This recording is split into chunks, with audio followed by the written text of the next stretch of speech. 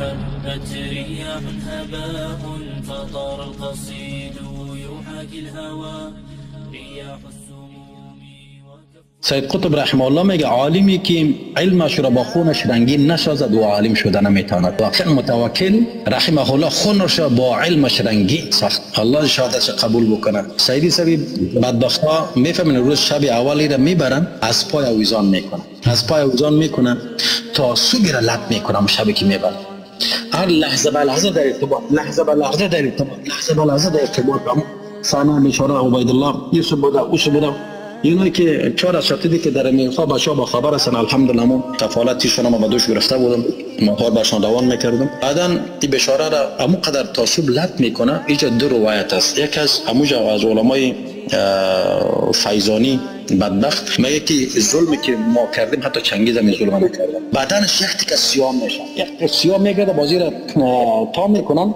میگه تو اقرار بکن که تو از فلانی هستی. این میگه که من به هیچ گروه وابسته نیستم. نه اقرار کرده. خلاصه بدن از قاریس عبیدالله بسیار فقیر بود. قاریس عبیدالله 3 برادر داشت. یک برادرش فوت کرده بود، 3-4 طفل از اون مانده بود. کفالت از اونم به دوش داشت با خود قاریس عبیدالله که تمام بچه‌ش است. آدم و خانه شخص عبیدالله دم بالا زندگی میکرد.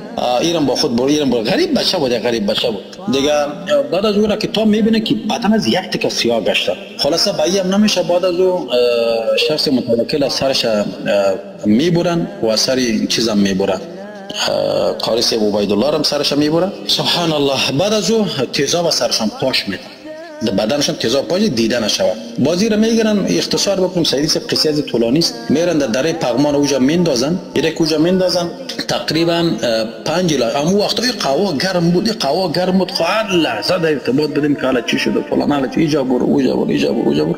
بعد از 6 روز یعنی 5-6 روز بعد یک کسی از که قسم یعنی حیوانات در اصطلاح با عرض معذرت می سگا دیگه دم طرف جمع شده و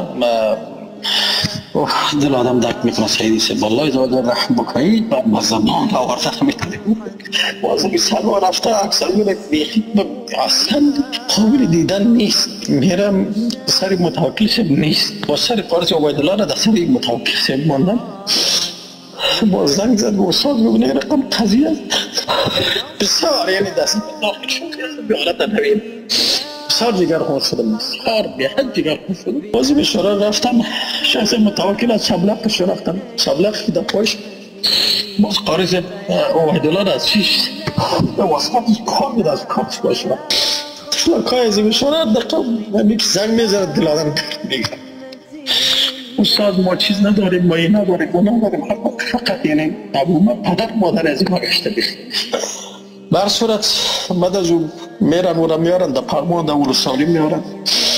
واقعا سیدی صاحب بر صورت یعنی سنه بسیار از کدام از کیام صحبت بکنیم، از کدام عالم صحبت بکنیم، از کی صحبت. شیخ لقمان در جلال بیچاره در ممیت و را کردن با برادرش با یک شاگردش شکمش پونده بود بیچاره و دیگه شوخا دیگه. الله جا رحم بکنه، الله جا رحم بکنه ان شاء الله. گناه از ضایع نمیشه. بر صورت باشه که من دیگه سریش خواهد کنم با خدا ترسم بگیرم. الله جا شما راضی باشه، در گناه حق باشه. سیدی صاحب سلام علیکم و رحمت الله و برکاته.